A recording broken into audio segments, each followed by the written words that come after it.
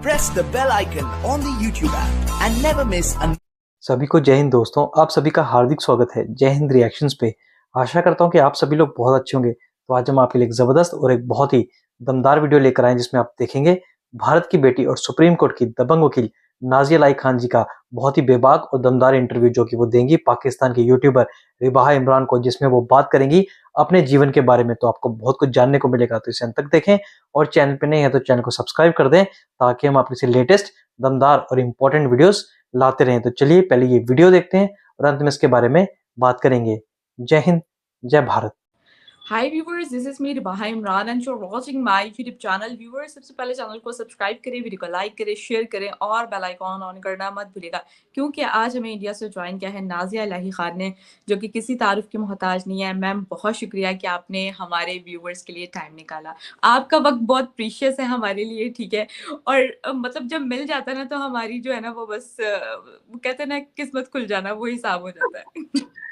वंदे मातरम, भारत माता की जय, जय जगन्नाथ, हर हर Mahadev. Thank you so much रिबाहा।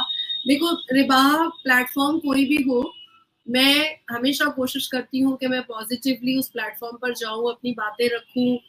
10 सुने, 10 लाख सुने, 20 लाख सुने या 5 सुने, मेरे लिए अपनी बात रखना बहुत इम्पोर्टेंट होता है। और मेरी बातों से अगर 2 लड़कियां भी एम्पावर होती हैं, 1 लड़की भी एम्पावर होती है या नहीं हो करके ये सोचती है कि जरा देखते हैं आगे क्या बोलती है, तो वो भी मेरे लिए अचीवमेंट होता है, वो भी मेरे लिए जीत होती है। क्योंकि अगर मेरे पेरेंट्स ने मुझे इतनी अच्छी अपब्रिंगिंग दी है, मुझे एजुकेशन दिया है, एज अ सिंगल मदर उन्होंने मुझे इतना मजबूत बनाया है, इतना स्ट्रॉन्ग हेड दिया है, तो इतनी गालियां और इतने कर्स और इतने मतलब बुरी चीजों को अपने सामने देखने के बावजूद भी मैं अपने फोकस पर, अपनी चीजों पर बिल्कुल डटी रहती हूँ। तो मैं यही चाहती हूँ कि मैं ये सारी पॉजिटिविटी जो है, ये पॉजिटिव साइंस जो है, ये मैं बाकी महिलाओं पर, चाहे वो पाकिस्तान में रहे, चाहे वो ईरान में रहे, चाहे वो अफगान में रहे, चाहे वो भारत में रहे, सबको मैं एम्पावर करना चाहती हूँ। जबरदस्त मैम। और जब आप एक पॉजिटिव मतलब सोच रखकर काम करते हो तो मेरे ख्याल से हर्डल्स तो बहुत आती हैं और मेरे ख्याल से भौंकने वाले भी बहुत आते हैं, लेकिन at the end of the day आप जो है, अगर आप फोकस करें तो आप जरूर विन करते हैं। और आपकी एग्जांपल हमारे सामने है। तो मैम बताइएगा, आपकी तबीयत कैसी है? मतलब पिछले 4 दिनों से हम देख रहे हैं कि आपकी तबीयत ठीक नहीं है, लेकिन इतने टाइट शेड्यूल के बाद भी आप अपने कुछ जिम्मेदारियां वो पूरी कर रही हैं। और कैसी तबीयत है अब आपकी? पहले से तो मच बेटर है। और जिस हिसाब से मुझे फीवर आ रहा था 104, 103, उससे तो नीचे फीवर आ ही नहीं रहा था, पर मच बेटर। 100 भी फीवर है तो मेरे ख्याल से एक आम इंसान की जो बॉडी है वो वर्क करने वाली नहीं रहती है, वो आराम करता है। और मेरे ख्याल से उसके मतलब 104 आप बता रही हैं, तो उसके बाद भी आप काम करती हैं, तो एक्नॉलेज।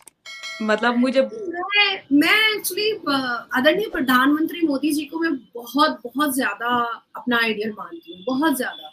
और मैंने उनको देखा है पिछले 10.5 साल में, एक दिन भी छुट्टी नहीं लेते, एक दिन भी छुट्टी नहीं।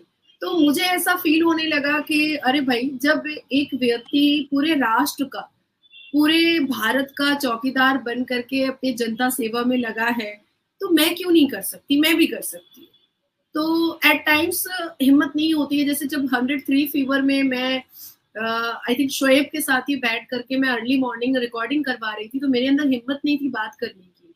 और बाद में शोएब को बहुत रिग्रेट फील हुआ और उसने मुझे वॉइस नोट भेजा कि मुझे आइडिया नहीं था नाज़िया मैम कि आपकी तबीयत इतनी ज्यादा खराब है। लेकिन फिर भी मैंने उस रिकॉर्डिंग, आधे घंटे रिकॉर्डिंग को मैंने पूरा किया और अपने उसी टेम्परामेंट के साथ, अपने उसी नॉलेज के साथ, अपने उसी एनर्जी के साथ मैंने पूरा करने की पूरी कोशिश की। लेकिन जब आपकी तबीयत नासाज होती है तो वो तो झलक ही जाता है। But right now I am much better और मेरी मेडिसिन वगैरह चल रही है, so I am much better. Ma'am अल्लाह करे आपको लंबी जिंदगी दे, सेहत वाली। और नहीं चाहिए, बस वही नहीं चाहिए, बस वही नहीं चाहिए। बस मैं 5 वक्त की नमाज में रिबाहा, कसम खुदा की, मैं बस इतनी दुआ करती हूँ कि अपने बेटे की शादी देख लूं, उसका एक बच्चा देख लूं, दैट्स इट, हो गई जिंदगी, जी लिया। और मैंने अपने शर्तों पे जिंदगी जी। मैंने सिंगल हैंड अपने बच्चे को रेस किया है। मैंने खुद भी पढ़ाई करी, मैं बच्चे को भी पढ़ाई, और अब एक माँ की जिम्मेदारी जितनी होती है वो एंड तक मैं कर देना चाहती हूँ। That's it. उसके बाद मुझे बिल्कुल नहीं जीना है, और मैं चाहती हूँ कि मैं कमाते कजाते हंसते खेलते कूदते फांदते बातें करते करते चीखते चिल्लाते मैं मरूं, तो वो मेरे लिए बहुत अच्छा होगा। क्योंकि आई रियली डोंट वांट कि मैं बिस्तर पर जाऊं, मैं हॉस्पिटलाइज्ड हो जाऊं, मैं वेंटिलेटर पर चले जाऊं, और उसके बाद फिर मेरा बेटा सोचे कि भाई बड़ी तकलीफ में हूं मैं, मेरी माँ पिछले 1 महीने से वेंटिलेटर पे है। तो आई रियली डोंट नीड। मैं 5 वक्त की नमाज पे दुआ करती हूँ कि अभी जैसे बैठ करके बातचीत कर रहे हैं वैसे घर जाए, सोए, दूसरे दिन सुबह ना उठे। इससे खूबसूरत मौत और क्या हो सकती है? इससे खूबसूरत मौत और कुछ हो सकती है? नहीं हो सकती है। एक बेटा है, अल्लाह तबारक ताला ने दिया है, उसको कामयाब बना दूं, पढ़ा लिखा करके कंप्लीट कर दूं, उसकी शादी अपने सामने कर दूं, उसका एक बच्चा देख लूं, that's it, complete life. To be very honest, वो आपका बेटा लगता नहीं है। आप उसकी मदर नहीं लगती। अच्छा, मतलब आप उनकी बहन लगती हैं। लिटरली मैंने आपके बेटे को देखा। मैं अपने बेटे के साथ दुबई गई हुई थी। मैं अभी अपने बेटे के साथ दुबई गई हुई थी, और हम वहां पर 3-3.5 दिन थे। तो ब्रेकफास्ट करने के लिए मैं और मेरा बेटा और मेरी छोटी बहन हम लोग नीचे उतरे। तो वो, मैं उसको बुला रही थी, जैद जैद करके मैं चिल्ला रही थी, शायद कुछ प्लेट या कुछ उसको मुझे देना था। तो एक आदमी आकर के कह रहा है, योर सिस्टर कॉलिंग यू। वो कह रहा है वो मेरी मम्मा है, वो मेरी माँ है, वो मेरी बहन नहीं है। मैंने कहा जाने देना बच्चा, जो जो बोलता है बोल ले दे। तो हाँ ऐसा है, लेकिन मुझे एक्चुअली मेरे बाहर कभी रिग्रेट फील हुआ ही नहीं कि मैंने इतने कम एज में बच्चा पैदा किया, और आज मैं 5 फुट 10 इंच का बच्चा लेकर के चलती हूँ। मुझे कभी रिग्रेट नहीं फील हुआ। Even I enjoy. मैंने उसके साथ खेला है, मैंने उसके साथ साइकिलिंग सीखी है, मैंने भी सीखा है। क्योंकि बचपन में मेरा बचपन तो पूरा हो ही नहीं पाया और मुझे बच्चा हो गया। मैंने उसके साथ स्विमिंग सीखा, मैंने उसके साथ साइकिलिंग सीखी, मैंने उसके साथ गो कार्टिंग सीखा, मैंने उसके साथ स्कूबा सीखा।